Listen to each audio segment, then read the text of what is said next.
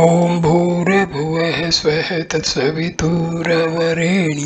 भर्गो देवस्य धीमहि धियो यो नः प्रचोदयात्। ॐ शान्ति शान्ति शान्तिः. Namaste my dear friends, this is video number 13 on Panchadasi. This video starts with the verse number 14 of chapter 3 of part 2 of Katha Upanishad. When all the desires that dwell in the heart fall away, then the mortal becomes immortal and here attains Brahma. Desires, the three main desires are related to progeny, wealth and happiness in heaven. Heart, it is the buddhi to which desires cling. Atma is always free from desires. Fall away, because for a knower of Brahma there is nothing else to be desired. Desires arise in the mind during the state of ignorance, when a man regards himself as a finite entity. Mortal, the notions of birth and death result from ignorance of man's true nature and identification with the body.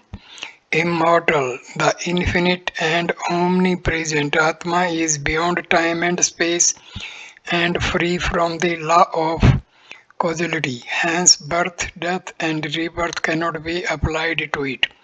Here, a man can destroy all his bondage and attain freedom while dwelling in this very body. Immortality is the realization of the timelessness of Atma. This realization is attainable here on earth. It is again emphasized that desirelessness, which reveals the immortal nature of Atma, is to be cultivated while one dwells in the body. Verse number 15. When all the ties of the heart are severed here on earth, then the mortal becomes immortal. This much alone is the teaching.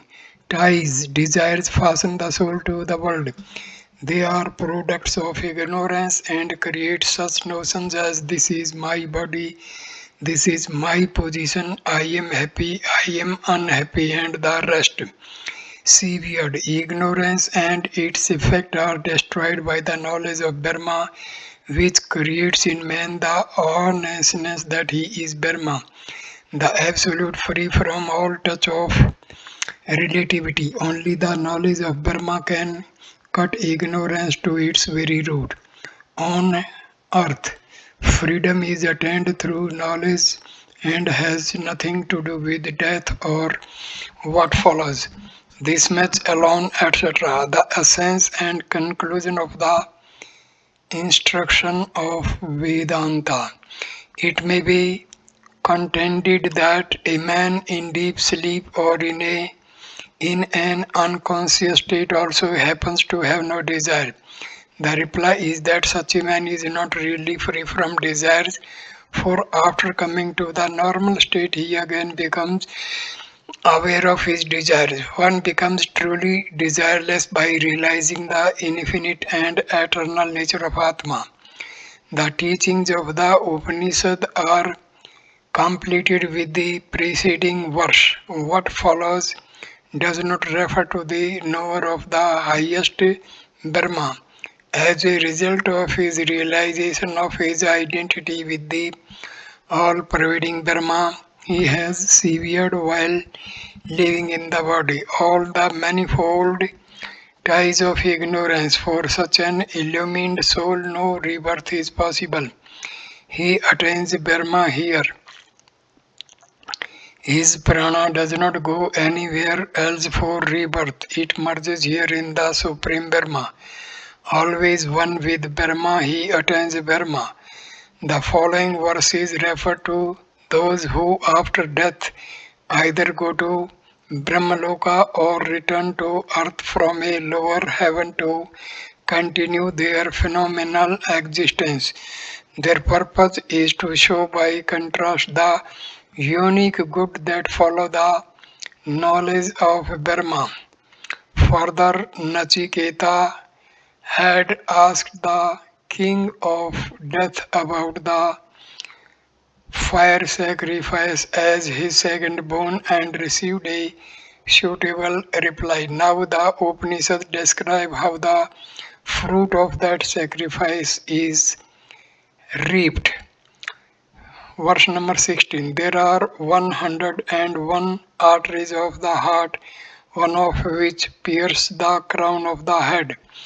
Going upward by it, a man at death attains immortality, but when his prana passes out by other arteries going in different directions, then he is reborn in the world, one of which called Susmana by the yogins, a man referring to the worshipper of Saguna Brahma who at the time of death controls the Atma in the heart by the power of yoga and makes it go upward through the Susmana artery. Immortality, not the absolute immortality experienced by the knower of the Supreme Brahma, but the relative immortality enjoyed by the dwellers in Brahmaloka. But when etc. refers to those who are attached to the world and come back to earth after experiencing the results of their past actions. Non-dualist Vedanta speaks of various courses after death, depending upon the relative merit of one's action and knowledge while living on earth. The worshippers of Saguna Brahma go after death to Brahmaloka. Those who, with a view to enjoying material rewards, perform their daily duties and ritualistic worship and also engage in humanitarian work, go to a lower heaven from which they come back to earth and assume human bodies. Those who are devoid of spiritual consciousness and indulge in vile actions are born as subhuman beings.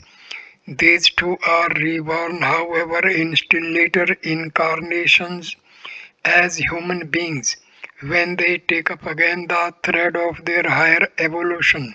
All the courses mentioned above pertain to those who fail to attain complete self-knowledge while living on earth. But the knower of Brahma becomes free from all notions of time, space and causality, which are created by ignorance, and attains immortality even in this body. The Upanishad is concluded.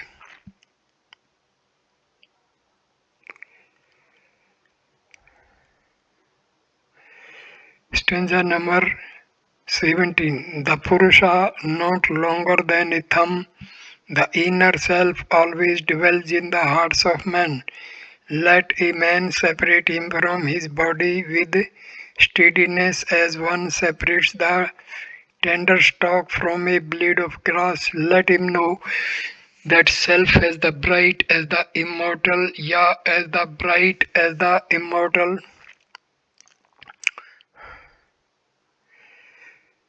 Separate him. Atma can be separated from the body, mind and the rest by means of such spiritual disciplines as discrimination, detachment and self-control. Steadiness, infinite patience and perseverance are necessary for the attainment of self-knowledge.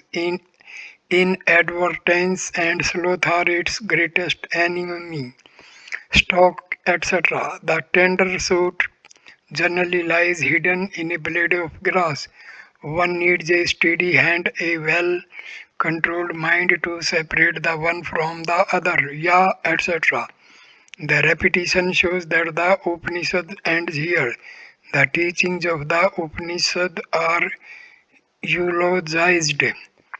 Stanza number 18. Having received this wisdom taught by the king of death and the entire process of yoga, Nachiketa became free from impurities and death and attained Brahma. Thus, It will be also with any other who knows in this manner the innermost self,